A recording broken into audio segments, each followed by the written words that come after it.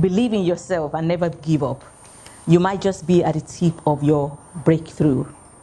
When I qualified as a pharmacist, I had a meeting with my area manager, and they asked me what I wanted to do. Because in pharmacy, you can go to different fields. I told him that I wanted to manage a team. And they couldn't offer me the job to manage a team. So I started applying to different places.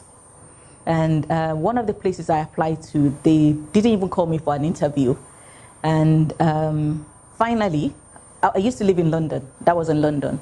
The only place I could get the job that I wanted was in Birmingham area. And so, because I had a dream, I left London to go and pursue my dream. And thank you. So 5 years after I left London, you know, the company that didn't call me for an interview, they placed the advert again. And then guess what? I applied again. I wasn't annoyed. I applied to them again because I knew that that job was for me.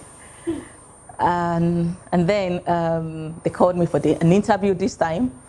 And finally, they gave me the job. And after they gave me the job, I said I wanted to say something. And I told them, do you know that 5 years ago, you did not even call me for an interview? And then the person said, if rejecting you 5 years ago has made you to improve your CV this much, then I'm happy that I rejected you 5 years ago.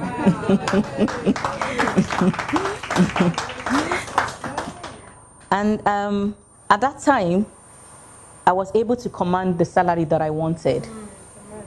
And I was able to, you know, I think I was more recognized for what I was doing rather than the 5 years ago. However, if I had thought that, well, they rejected me 5 years ago, I'm not applying again, then I would have put a lid on that, you know, and I would never have had that opportunity. And I must say that that was a stepping stone for me to expand. It was more like a stepping stone for me to achieve my dreams. I decided that instead of waiting for people to come to the pharmacy, I was going to take pharmacy to the people. And so I started taking the pharmacy. I mean, it's a long process, but one of the things that I did was taking the pharmacy to places like pubs, supermarkets, libraries, town centers, and, you know, gyms, and clubs like Salvation Army, the Widows Club. And so we started taking the pharmacy to different places. And thank you. I even organized a carol service for the community, and I sang lovely. I had to sing for them, you know. I mean, 2 weeks ago, the chairman of the community came to say thank you to me, and they wanted me to assure them that I wasn't going to leave them. Okay. And when I went to give a lecture one time, somebody said the pharmacy was the pharmacy of the future, you know, because it wasn't, what we were doing with the pharmacy wasn't normal. But the thing is, now other people, they've seen that that is the way to go, and we're beginning to have more pharmacy do the same thing that we've started doing years ago. So, and also it had a good positive effect on the staff.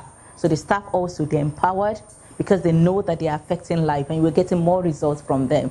So sometimes we have to think outside the box and do something different.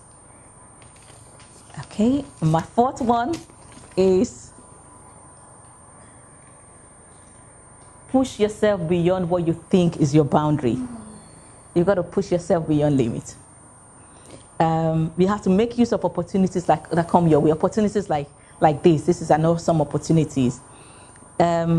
I must confess, usually I hate speaking before a crowd. I couldn't stand before a crowd. And then I was invited to become a visiting lecturer. And I had to think about it. I was like, what am I going to say? They're not even going to hear me. I've got accent. I gave myself all the excuses I could in the world. I was like, okay, am I even going to write a lecture note? Okay, what are the students going to think about me? Okay. And then I told myself, if you don't go, you're going to forever put a limit on yourself that is going to be your boundary. So I told myself, it's time to break the boundary. It's time to shake up, and have no limit around myself. And so I invited invitation to become a visiting lecturer.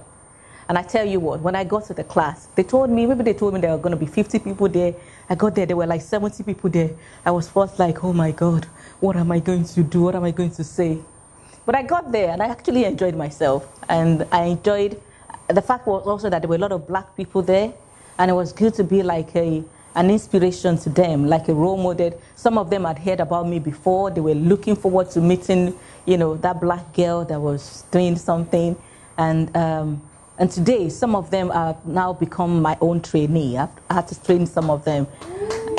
And then they also invited me back because they so much liked my lecture that they invited me back to come and give them a career talk about becoming a pharmacist like me. So, but I can imagine if I never said yes at that time, I would never have been here too. Because that would have been my limit. I can't talk to people. I can't stand in front of anybody.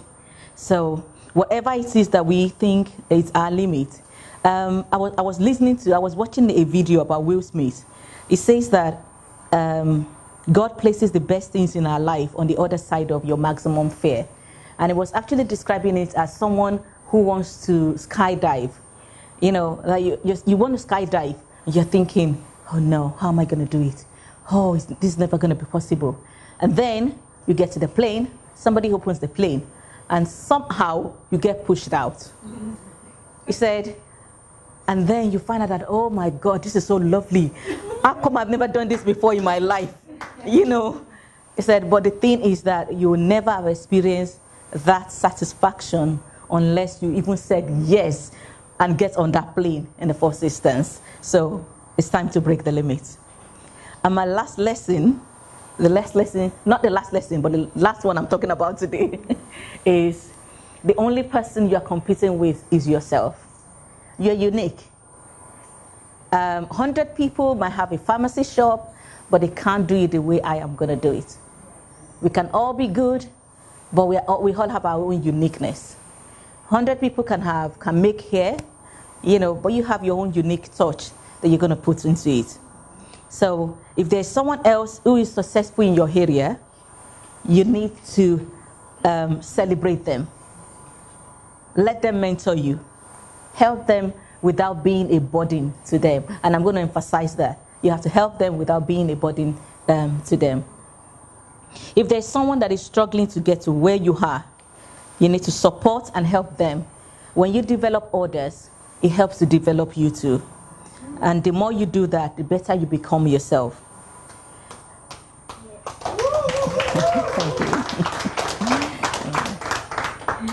So you need to invest in yourself. You need to find a mentor.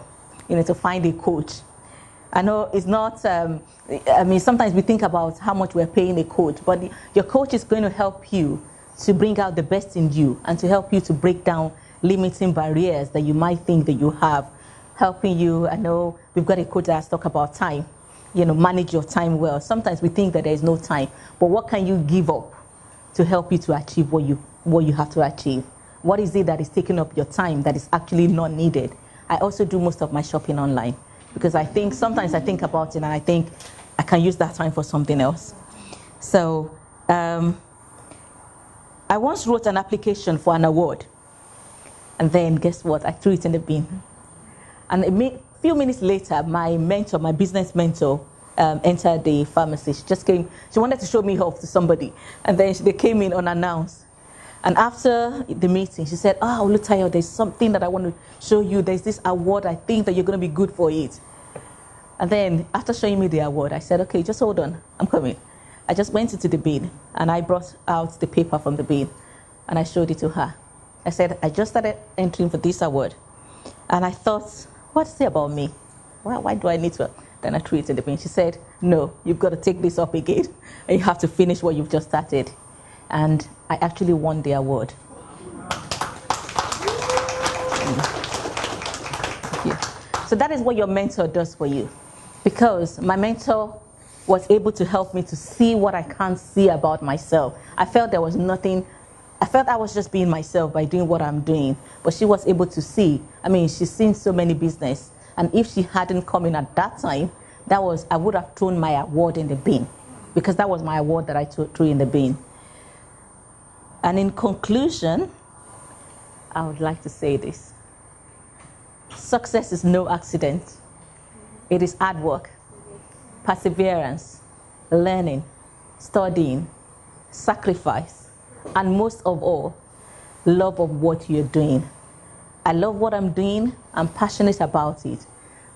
And I don't think I'll give it up for anything. So thank you for listening to me.